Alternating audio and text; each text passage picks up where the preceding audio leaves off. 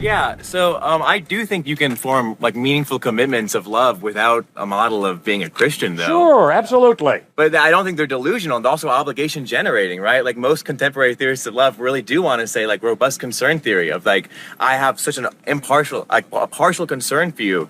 That justifies my love. So I'm not like sure that most people think, or for me even, I'm not sure I think that you have to have a Christian model in order to have true partial giving love, right? Right, you don't have a Christian model, but in order to have real love, there's got to be a mind with a will. Why? Because if you say there is no God, what is reality made up of? Well, I do think it's matter and energy, but love also energy. exists. No, but like I can also have love within this like confines of my brain and these emotions I have, but it's not just emotions, it's also partiality generating. It's also like now that I love, say, my partner is now my beloved and I have an extra obligations to them. So it's not just that like, oh, love doesn't matter at all. Have you ever loved an enemy? Have you ever loved an enemy? Yeah. Well, what do you mean by an enemy here? Did you love someone who hurt you? Sounds like an antonym. I think like that can be a charitable action, but it wouldn't be required of me to love someone who hurt me. All right. You're choosing to say, this person is so valuable that in spite of the fact that they have threatened my survival, I'm going to love them and care for them. That is love. Now, I've experienced that, and I think almost every one of you here have experienced it. I don't care if you're an atheist, agnostic, or Christian. That experience shows you that there is some type of God, not Christ. It has nothing to do with Christ, okay? But it's got to tell you there's more to reality than matter and energy. There's this innate human being that every human being has to genuinely care for someone else, even their enemy.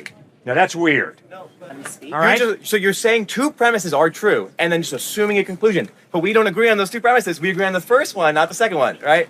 But I don't have to buy into this logic that because love exists and things are material, I can't love. Again, we all experience objects of us, and we experience loving objects, we experience loving agents, loving people. We experience the partial benefits we get from our reciprocal love. But that doesn't commit us to this idea that now I have to be a materialist, right? Yes, it does. No, why? An atheist is saying there is no God. That being does not exist. That's what an atheist is saying. Sure. In other words, an atheist is limiting reality. No, God is not real. Obviously, matter, energy, that's obviously real.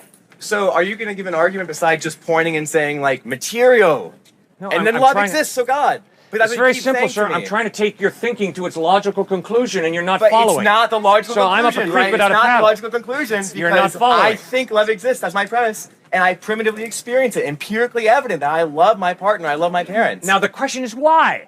Why do I love my parents and partner? Yeah. Because I have found myself in the obligation, generation, participation Did where you I hear what you feel said? I have emotion. found myself. What is your self? Sure, I am Caden. I'm this person. What do What you is want? a person?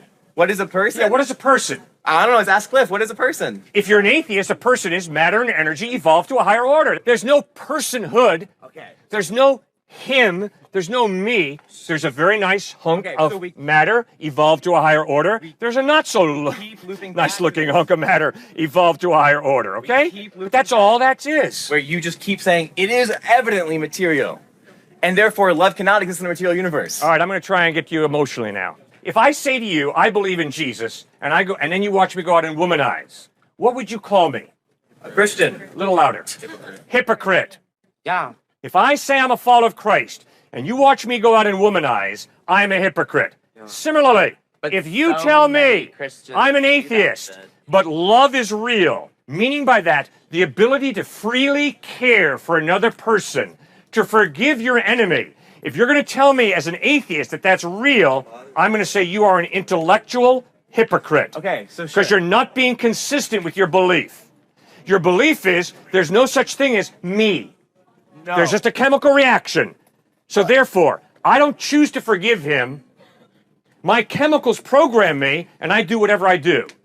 And it's not good, it's not evil, it just is. It's my chemicals forcing me to treat him a certain way. Does that make sense? Things can be analytically true, though, right? All right, fine. I think we've beaten a dead horse now. Yeah, sure. If you can't understand my point, No, you don't I'm have having a a rough point. time. Yeah. Okay?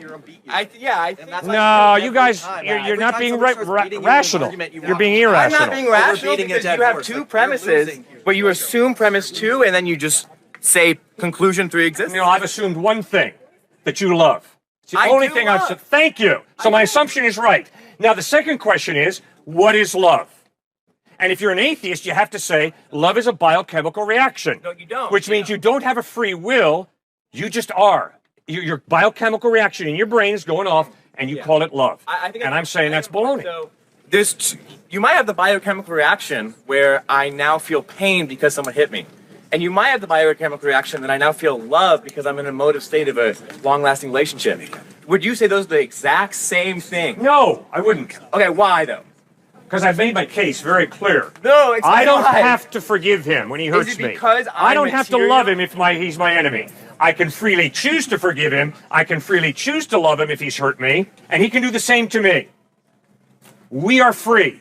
We have a free will. The only way you can have a free will is if there is more to you than a chemical reaction. No, I'm not If it's worried just a about that. chemical reaction, you ain't free. Now-